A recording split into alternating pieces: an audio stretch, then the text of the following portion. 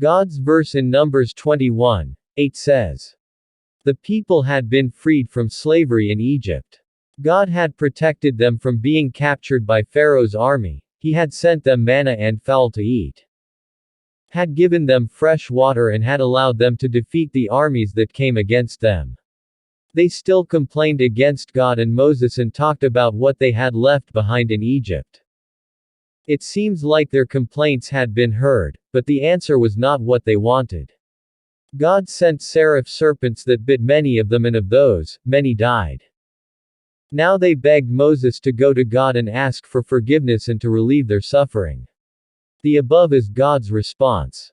We complain all the time. We know, now, that God does not send bad things into our lives, only good.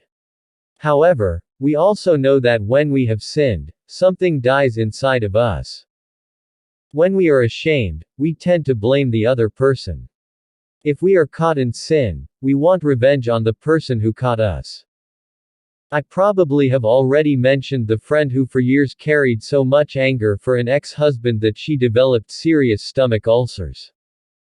God doesn't want us to suffer, He wants to heal us just as He healed the Israelites in the wilderness. He has sent His Son to bring us the healing we need.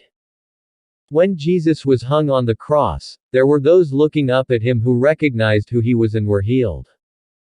We know their stories, the repentant thief and the centurion whose servant had been healed by Jesus.